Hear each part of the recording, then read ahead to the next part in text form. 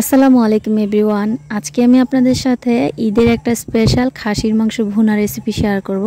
এই রেসিপিটা তৈরি করা যতটা সহজ, খেতে এর থেকে অনেক মজার হয়ে থাকে।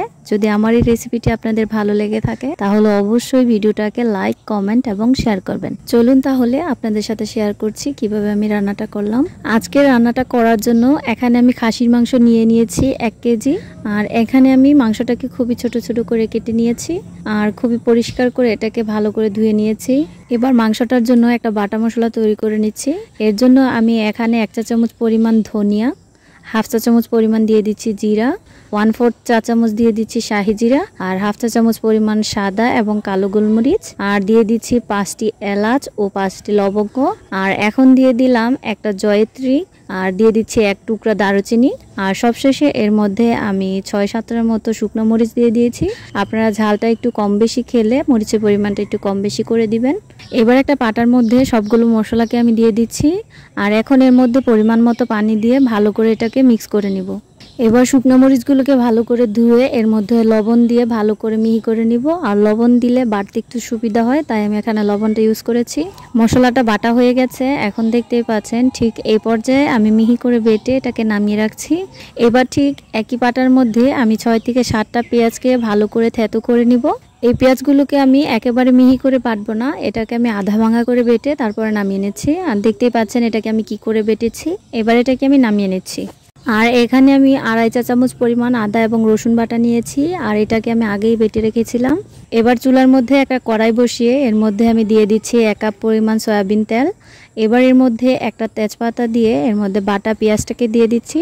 এবার এই পেঁয়াজটাকে নেড়েচেড়ে ভালো করে আমি ভেজে নিচ্ছি। ভালো করে ভাজা হয়ে গেলে এর মধ্যে আমি দিয়ে দিচ্ছি আদা এবং রসুন বাটা, আর সাথে যে মশলাটাকে আমি বেটে নিয়েছিলাম সেই মশলাটাকে দিয়ে ভালো করে নেড়েচেড়ে এটাকেও ভেজে নিব। মশলাটা সুন্দর করে ভাজা হয়ে গেলে দিয়ে দিচ্ছি এর মধ্যে স্বাদমতো লবণ, আর সাথে দিচ্ছি 1 চা চামচ পরিমাণ হলুদ গুঁড়া।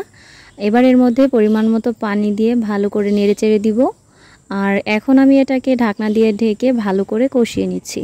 এখন দেখতেই পাচ্ছেন মশলাটা থেকে ভালো করে তেলটা ছেড়ে দিয়েছে। আর এখন এর মধ্যে আমি যে মাংসটাকে ধুয়ে রেখেছিলাম এখন সেই মাংসটাকে দিয়ে দিচ্ছি। এই মাংসগুলোকে ছোট ছোট করে কাটার কারণে এই মাংসগুলো তাড়াতাড়ি সিদ্ধ হয়ে যাবে এবং আমার সময়টা খুবই কম লাগবে। আর এখন এই মাংসগুলোকে ভালো করে মিশিয়ে আমি কোনো প্রকার পানি ছাড়া ঢাকনা দিয়ে ঢেকে 20 মিনিটের মতো সুন্দর করে কষিয়ে নিব। আর 20 মিনিটের মাঝখান দিয়ে এটাকে আমি আরও একবার একটু নেড়েচেড়ে দিচ্ছি যাতে করে তলানিতে লেগে না যায়। এখন এটাকে আমি আবারও ঢাকনা দিয়ে ঢেকে দিচ্ছি। এবার যতক্ষণ না এর পানিটা পুরোপুরি শুকিয়ে যাবে ততক্ষণ পর্যন্ত আমি অপেক্ষা করব। আর পানিটা যখন ঠিক এ পর্যায়ে শুকিয়ে যাবে এবং তেলটাও ছাড়তে শুরু করবে, ঠিক তখনই আমি এর মধ্যে 1/2 লিটার পরিমাণ পানি অ্যাড করে দিচ্ছি। এবার নেড়েচেড়ে মাংসের সাথে পানিটাকে ভালো করে মিশিয়ে ঢাকনা দিয়ে ঢেকে প্রায় এটাকে 30 মিনিটের মতো রান্না করব। আর এই রান্নাটা পুরোপুরি আমি একেবারে মিডিয়াম হিটে করছি।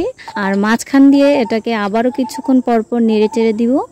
আর যখন দেখবেন এর পানিটা পুরোপুরি শুকিয়ে গেছে, ঠিক এ পর্যায়ে এসে পড়েছে, তখনই এর উপর দিয়ে টালা জিরা গুঁড়াটা দিয়ে এর মধ্যে আমি কয়েকটা কাঁচামরিচ দিয়ে দিলে তৈরি আমার মজার খাসির মাংসের ভুনা। আর আমি এই মাংসটাকে ঠিক এই পর্যায়ে নামিয়ে রাখছি। দেখতেই পাচ্ছেন মাংসটার কালারটা কত সুন্দর হয়েছে। এখন মাংসটাকে একটা পেয়ালার মধ্যে ঢেলে দিয়ে এর উপর দিয়ে দিচ্ছি কিছু ভাজা জিরা গুঁড়া, আর সাথে দিয়ে দিচ্ছি কয়েকটা পুদিনা পাতা কুচি, আর সবশেষে এর উপরে দিয়ে দিচ্ছি আস্ত একটা পুদিনা পাতা। এই তো আমার রান্নাটা পুরোপুরি কমপ্লিট হয়ে গেছে।